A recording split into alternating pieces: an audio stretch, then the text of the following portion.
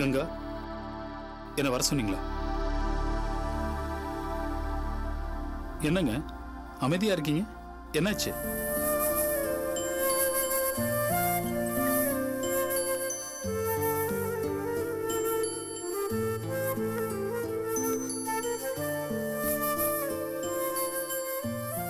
நான் கூட அப்ப நீங்க சொன்னதை நம்பல, உங்களை சரியா புரிஞ்சுக்கல. ஆனா நீங்க சொன்னதுதான் சரி. என்ன சொல்றீங்க கங்கா? ஆமாங்க, நீங்க சொன்னது சரிதான். அந்த ஆள் இருக்கான்ல, என்னோட பார்ட் டைம் பிசினஸ் பார்ட்டி, அவன் மைண்ட்ல நீங்க சொன்ன மாதிரியே வேற நோக்கம் தான் இருந்தது.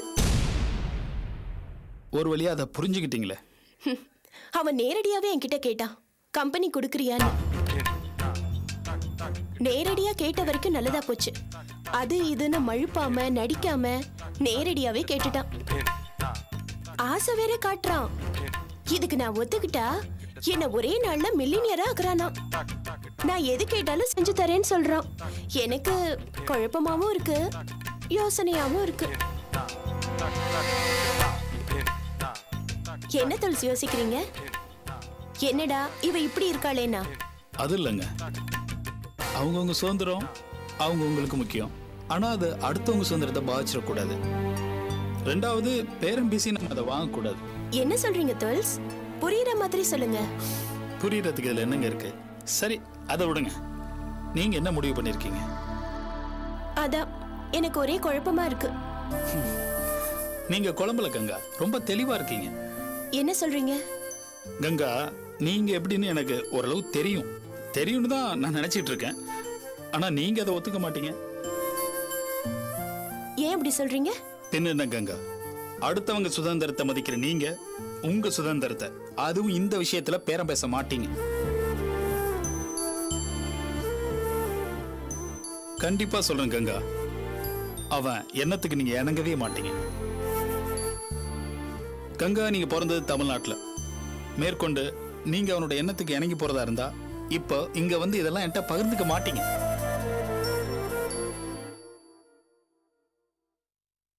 என்ன இப்ப நீங்க அமைதியாயிட்டீங்க? நீங்க சொல்றது ஒருவேளை உண்மையா கூட இருக்கலாம். ஆனா சொல்லுங்க கங்கா, என்ன ஆனா? தொல்காப்பியன் என்ன கேட்டா இன்னும் நீங்க என்ன சரியா புரிஞ்சுக்கலன்னு தான் சொல்வேன்.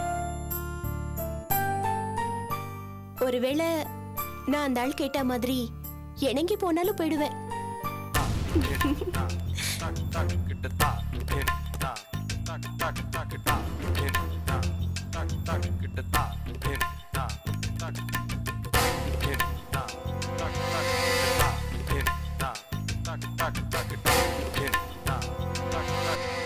என்ன சொல்றீங்க?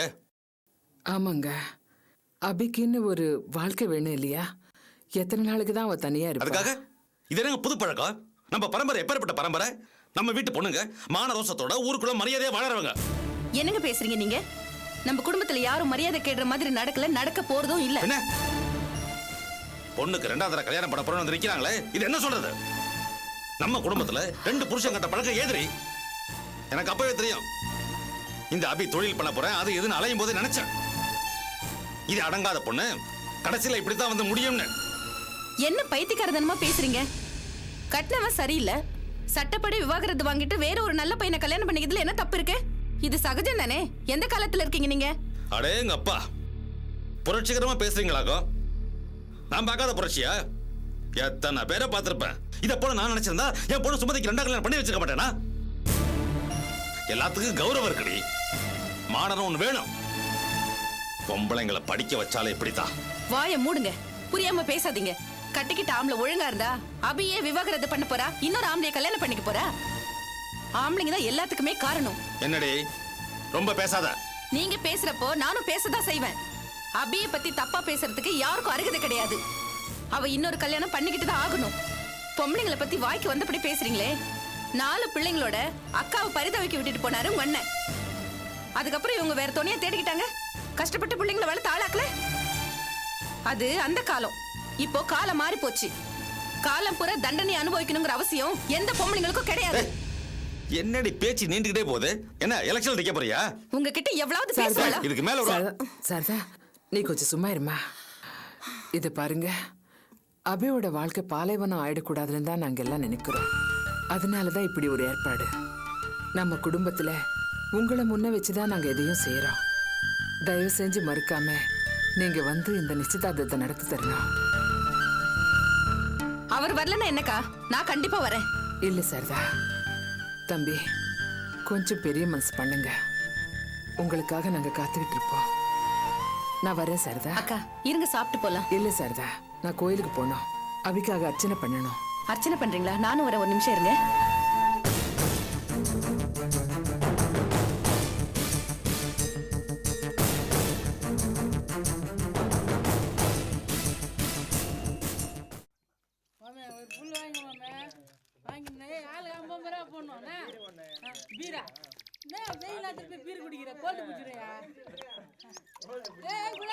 ஏய் வாடா, பாதல் எங்க போயின்னு இருக்கிற? ஊத்து ஊத்து மாமா. மனசு ரொம்ப கஷ்டமா இருக்குதுடா. ஏம்மா? நான் நல்லவன்னு உனக்கு தெரியும்ல? தெரியும் தெரியும். ஏய் என்னடா அதிசயமா இருக்குது? அப்ப நான் நல்லவன் நீ ஒத்துக்கிறியா? நீ எந்த அளவுக்கு நல்லவனு எனக்கு மட்டும் தான் தெரியும். எந்த அளவு சொல்லு. நீ கொஞ்சம் நல்லவன், கொஞ்சம் கெட்டவன், கொஞ்சம் லூஸு. கரெக்டா சொன்னடா. அதுலயும் ஆர்த்தியை கட்டின அப்புறம் அவளை பொறுத்த வரைக்கும் நான் ரொம்ப ரொம்ப நல்லவன்டா. அவளுக்கு நல்ல புருஷனா இருக்கணும்னு நான் நினைக்கிறேன்டா. அவ கஷ்டப்படக்கூடாது, எப்பயுமே சிரிச்சுங்கன்னு சந்தோஷமா இருக்கணும்னு ஃபீல் பண்றேன்டா. கரெக்டா சொன்னடா மாமே. ஆனா அவ தானே என்ன புரிஞ்சுக்க மாட்டேங்கிறா. என்னெல்லாம் பண்றா நீ பார்த்தல மச்சான். உனக்கு நான் ஒன்று சொல்லிட்டா? சொல்றா. நீ கோச்சு கூடாது. மாண்டேன் சொல்றேன். ஐயா மாமா, ஆதி மேட்டர்ல உங்க அண்ணி கலா பேசுனது தான் கரெக்டுன்னு படுதுடா மாமே. மூஞ்ச பேராத. எங்க அண்ணி ஒரு ஆளுன்னு அவ பேசுறது கரெக்டுன்ற. உங்க அண்ணி ஒரு பேஜார் பூச்சா பொம்பளை தான், தப்பா தான் பேசுன்னு எனக்கு தெரியும். ஆனா ஆத்தி மேட்டர்ல அவங்க ஒண்ணு சொன்னாங்கன்னா அதான் கரெக்டு. என்னடா பேசுற? விட்டான் பாரு மனுஷ குரங்கு. மாமே, ஆத்தி ஏதோ வயசு கோலால உன் பேச்சுல மையி உன்னை கட்டிக்கிச்சு. ஆனா அது உனக்கு செட் ஆகல. உனக்கு மேட்சா சுந்தரி மாட்டின உன்ன அதை உனக்கு கட்டி வச்சிட்டாங்க. இப்ப ஆர்த்தி அதோட ரூட்ல போய் நிக்குது மாமே. அதான் மேட்ரு. இது ரொம்ப சிம்பிளான விஷயம், உனக்கு புரியலையா? நானும் ஆர்த்தியும் சின்சியரா லவ் பண்றேன். சும்மா போடா. இத பாரு, இத்தனை நாள் ஆச்சு இல்ல உன்னை டச் பண்ண விட்டுச்சா? இது இல்ல இல்ல, மேரேஜுக்கு முன்னால எப்படி இருந்துச்சோ அப்படியே தானே இப்பயே இருக்குது. இத பாருடா, ஒண்ணு மட்டும் புரிஞ்சுக்கோ, நம்மெல்லாம் லோக்கல் பசங்க, வேஸ்ட். படிப்பும் கிடையாது, பார்க்க அழகும் கிடையாது. ஆத்தியோட அக்கா ரொம்ப வசதியா இருக்குது. பெரிய பெரிய பில்டிங்கை கட்டிக்கின்னு லிப்ட் கிரானைட்னு போட்டுக்கின்னு மறுவாதியா இருக்கிறாங்க. ஆத்தி கையில படிப்பு இருக்குது, அழகு இருக்குது, எல்லாமே இருக்குது. நீ யாரா ஆட்டோ ஓட்டுறவன், படிக்காதவன்? உன்னை எப்படா ஹஸ்பண்ட்னு வெளியே சொல்லிக்கோ. கொஞ்சம் யோசிச்சு பாரு மாமே.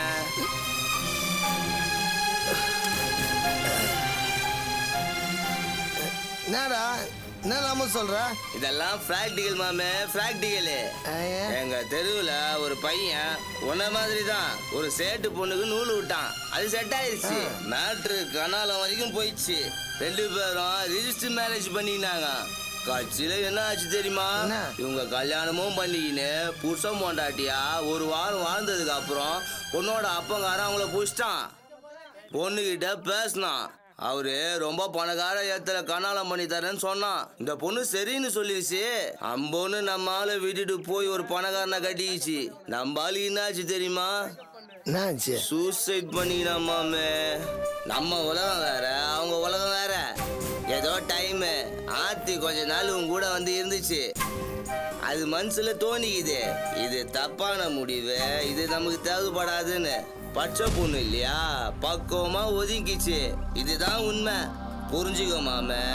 அப்பதான் அடிக்கிற சரக்கு ஏறும், இல்லாட்டி வேஸ்ட்.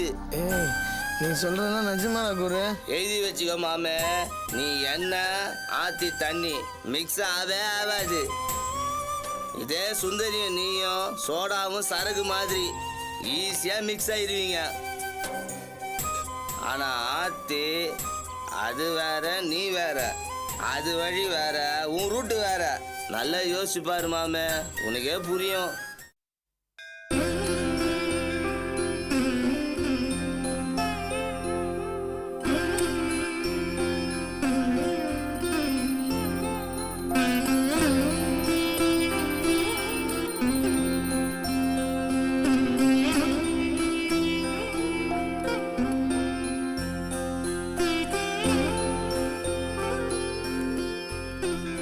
மனசுல இருக்கிறதெல்லாம் நல்லபடியா முடிஞ்சா பொங்கல் வச்சு பூஜை பண்றேன்னு சாமி கிட்ட வேண்டிக்கிட்டேன்.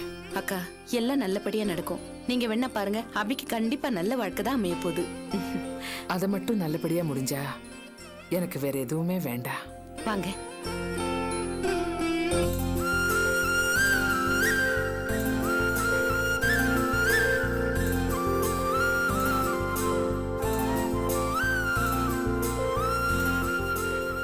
அக்கா என்னக்கா உம்முன்னு மூஞ்சி திருப்பிட்ட? இன்னமும் உங்களுக்கு அவ மேல கோவம்? என்னக்கா நீங்க கோயிலுக்கு வந்திருக்கீங்க, இங்கேயும் வந்து கோவப்பட்ட எப்படி? பெத்த பொண்ணுகிட்ட போய் மூஞ்சி திருப்பிக்கிட்டு 2 வார்த்தை அவகிட்ட பேசுங்களேன். அபி நிச்சயதார்த்தத்தை பத்தி அவகிட்ட சொல்லலல்ல, அதுக்காகவாவது நம்ம அவகிட்ட பேசணும். என்ன வற்புறுத்தாது சாரதா, வேணா விட்டுரு. போங்கக்கா.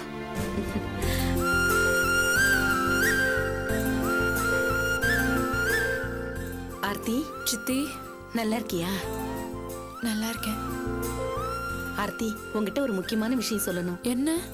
நம்ம அபிக்கும் டாக்டர் மகேஷுக்கும் நிச்சயம் பண்ணலான்னு முடிவு பண்ணிருக்கோம்.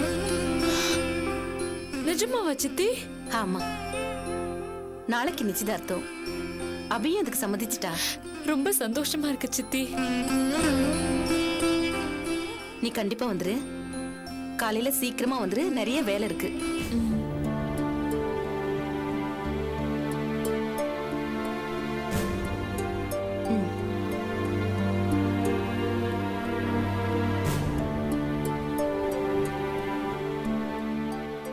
அக்கா நீங்க சொன்னாதான் அவ நிச்சயதார்த்தத்துக்கு வருவா. கூப்பிடுங்க. நான் எதுக்காக கூப்பிடணும்? என்னக்கா நீங்க இப்படி பேசுறீங்க? உங்க பொண்ணுக்காவா? அதெல்லாம் அப்போ. இப்போ அவங்க ரொம்ப பெரிய மனுஷங்க ஆயிட்டாங்க. எதுக்கு இந்த பேச்செல்லாம்? வீடு. என்னக்கா நீங்க சின்ன பொண்ணு கிட்ட போய் வீம்பு பண்ணிட்டு இருக்கீங்க? யாரு சாரதா சின்ன பொண்ணு? இவங்களா? நீதான் அப்படி நினைச்சுக்கிட்டு இருக்க. இவங்க புருஷனுக்கே இன்னொரு பொண்ணை கல்யாணம் பண்ணி வச்ச பெரிய புத்திசாலி.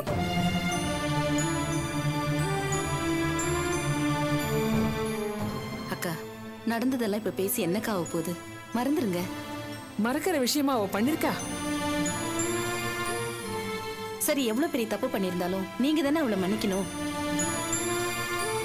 சாரிம்மா. அவைய கணிச்சு தரத்துக்கு நான் வரேம்மா. வேணான்னு சொல்லு சாரதா. ப்ளீஸ்மா. அக்கா அம்மா ப்ளீஸ். சாரதா அவகிட்ட சொல்லிவே. அவங்க வீட்டுல சொல்லிட்டு அவங்க சம்மதத்தோட தான் வரணும். அதெல்லாம் அவளுக்கு தெரியாதாக்கா? அதெல்லாம் விவரம் தெரிஞ்சா இப்படியெல்லாம் ஏன் பிரச்சனை வருது? நான் ஏன் தினம் தினம் கடந்து புலம்புறேன்? போன இடத்துல ஒழுங்கா இருந்து பொழைக்க தெரியாதவா. விடுக்கா, அதெல்லாம் சரியாயிடும். ஆனா கண்டிப்பா சொல்லி வை சாரதா.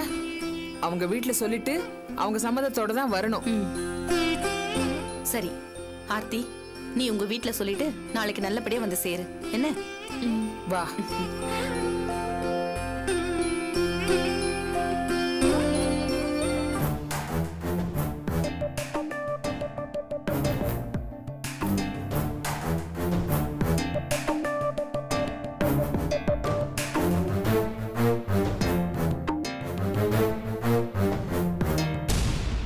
ஆர்த்தி, நீங்க பேசினதெல்லாம் கேட்டுட்டு தான் இருந்தேன். நீ ஏன் உங்ககிட்ட உன் நிலைமையை மறைச்ச? எல்லா விவரத்தையும் சொல்லிருக்க வேண்டியது தானே? வேணான்னு தான் முடிவு பண்ணி அமைதியா இருந்துட்டேன். என்ன சொல்ற ஆர்த்தி? ஆமா, இப்பதான் எங்க அம்மா ஓரளவுக்கு என்னை கன்சிடர் பண்ணி பேசிட்டு இருக்காங்க. என்னை பார்த்ததும் முகத்தை திருப்பிக்காம நிக்கிறாங்க.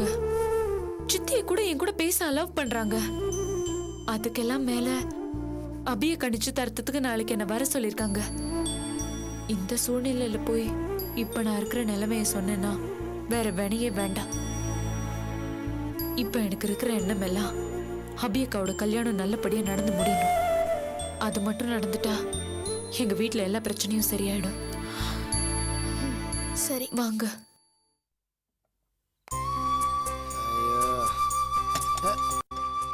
அம்மா கதவு தரமா அம்மா. அம்மா எங்க? அத்தை தூங்கிட்டாங்க. நீ? இல்ல மாமா, நீங்க வருவீங்களேன்னா.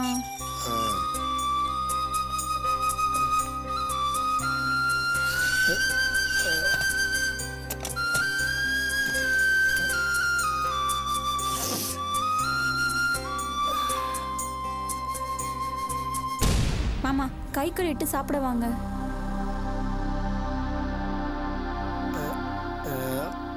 வேணாம், பசிக்கல. இல்ல மாமா, வெறும் வயித்தோட படுத்தா உடம்புக்கு ஆகாது. கொஞ்சமாவது சாப்பிடுங்க மாமா. என்ன திட்டுறதா இருந்தாலும் திட்டுங்க மாமா, ஆனா சாப்பிடுங்க மாமா.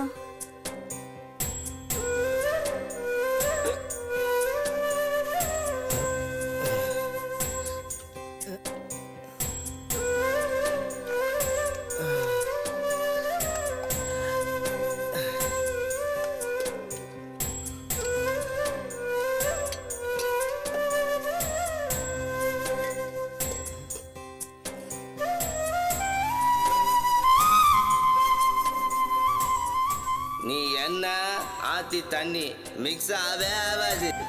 இதே சுந்தரியும் நீயும் சோடாவும் சரகு மாதிரி ஈஸியா மிக்ஸ் ஆயிருவீங்க. ஆனா ஆத்தி அது வேற, நீ வேற, அது வழி வேற, உன் ரூட்டு வேற. மாமா சாப்பிடுங்க மாமா. எனக்கு வேணாம். நீ சாப்பிட்டியா சுந்தரி?